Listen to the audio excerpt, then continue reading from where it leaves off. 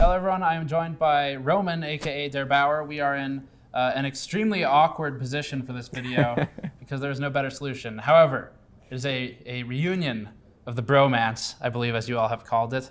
So, Roman, ni hao ma? Ni hao. Ni hao ma. Wie geht's? Sehr gut, und dir? Ja, gut. Das freut mich. I don't know, let's talk about the product in English. Before that, this video is brought to you by the Open Bench Table, a lightweight and ultra-portable test bench built with high-quality anodized aluminum and with a modular approach to design. The Open Bench Table is easy to collapse, store, and assemble to test different parts, and is one of the test benches that we use in the GN labs. The Open Bench Table contains everything you need to test PC builds and configurations, and it's available in silver, black, red, and a mini ITX version. Learn more at the link in the description below. So Roman has something new here from Thermal Grizzly. What is this? Microfiber cloth. Yeah, it's our new product, and it's called Carbonaut. It's something you would assume is very similar to one of those graphite sheets, but from our perspective, it's like an optimized version.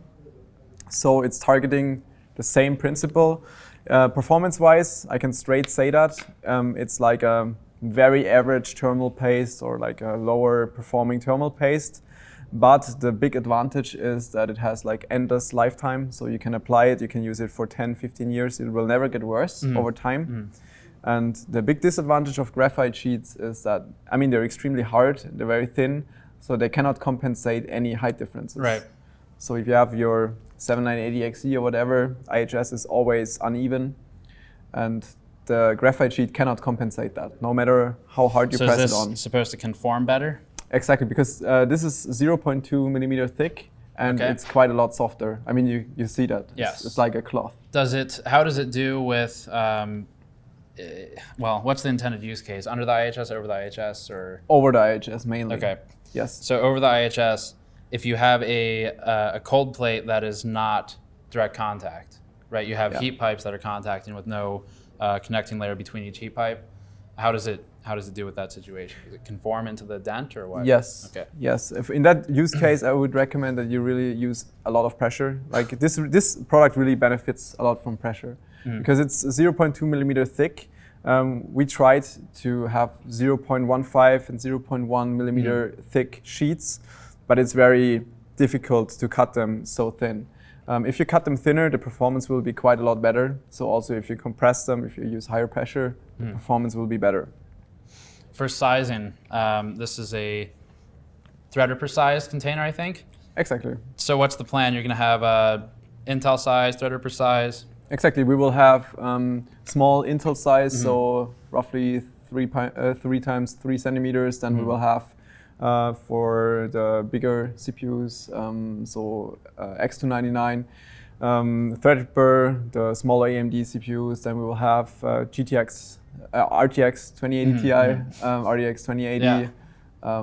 Yeah, so like 6 or 7 sizes for launch. Okay.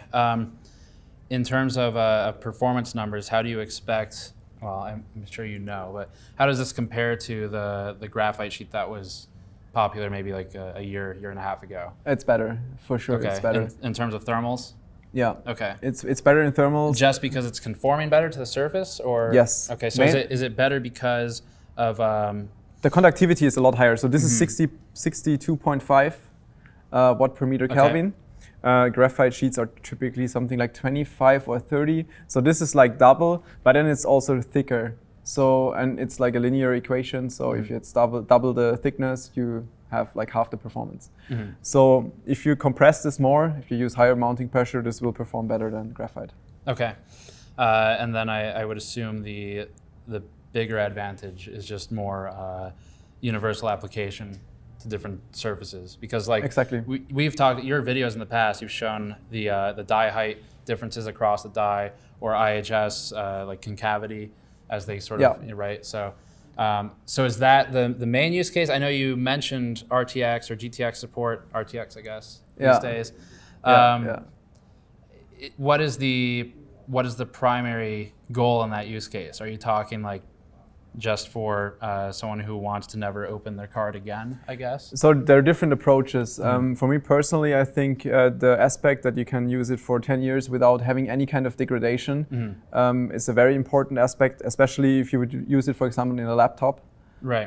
That's what I personally use it in. My X1 Carbon is currently using this because I used it for long-term testing in there. And no matter what kind of thermal paste you use, how good it is, even if it's Cryonaut, they all lose a certain degree of performance over time. You always have to reapply them if you want to keep up with the max performance. And you never have this here, no matter what kind of condition. If you use it at minus 20 degrees Celsius, if you use it at plus 100, it will always stay the same. And what's also, from my perspective, very important, if you're a first-time builder, I heard it several times. I don't know why people are afraid of applying thermal paste. I know why. Can we, for the editors who are watching this, and we can leave this clip in too, can we please get a clip of The Verge on the screen? All right. Anyway, continue. Oh yeah, good point. So people are afraid of applying thermal paste. Yeah, it's a good point. For some reason. So you're saying this just cuts that out, I guess. Yeah, I mean, you just get it cut into the perfect size, you put it on your CPU, you mount your cooler, and you're done. Right, and then obviously install it horizontally so it doesn't slide around, but yeah. Yeah, yeah. Okay, so let's set expectations, I guess, or actually material side first. You mentioned a bit of this, but what exactly is what is the material? Carbonaut's the name, so. Yeah, it's carbon. Yeah. It's carbon with carbon fibers and carbon nanotubes. That's why it has this very high performance. I mean, 62.5 is really... It's very high. It's very pretty close to liquid metal, right? Yeah, it's very high. It's pretty much the highest you can get. It's also a lot higher than graphite. Also, for graphite sheets, for example, you have different thermal conductivities in different directions. So like, let's say in... liquid metal, you start dropping below zero, it loses thermal conductivity, I guess, right? Like yeah, exactly. It becomes worse in performance, yep. Yeah, and also like direction-wise, I also mean, for example, if you have the X and Y direction and the Z direction, okay. yeah, there's also different transfers, and this is optimized for in Z direction, so towards the cooler, but also X and Y is almost the same. And so does that come down to the orientation of like the fibers? Or? Yes. Okay. Yeah, because they're directed from the CPU to the cooler. Okay. Yeah. Setting expectations then. So this isn't something you buy to replace Conductonaut or Cryonaut in terms of performance. Exactly. Right, or any other high-end paste on the market. As you're describing, it sounds like more of just long-term use, right? Exactly. Just consistent use. Yeah, consistent use. Very easy to apply. Well, you don't apply, you just put it on. Right. And especially for notebooks, I can absolutely recommend it because it's quite low heat or quite low power density. So the performance difference is not that much compared to a thermal paste. Right, that makes but sense. you never have to replace it again. Yeah. Cool. Availability, any idea? In 2 to 3 weeks. Okay, and it's just going to come in this, I guess, with the instruction sheet or something? Yeah, we will have the typical zip we will always use, and then this is inside, depending which size you order. Yeah. So 2 to 3 weeks, and then pricing? Depends on the size as well. So obviously, if you're going for the Threadripper sheet, it's the most expensive one. But like the small Intel sheet or small GPU sheet is something like $8 probably. We're aiming for that. Price calculation is not 100% done, but in this direction, yeah. Okay, cool. So yeah, I guess stay tuned. For a couple weeks from now, I think we're taking this one home, right? Yeah, you can take this home. So as soon as we're cleared for publishing data, we'll go ahead and do that. I guess I'll finally buy some of the graphite sheets or something. A lot of you have been emailing me about that for about 18 months. So we'll get to it this time. Anything else you want to share about this or any other products coming up? I mean, you've got existing Cryonaut, Conductonaut, all that stuff.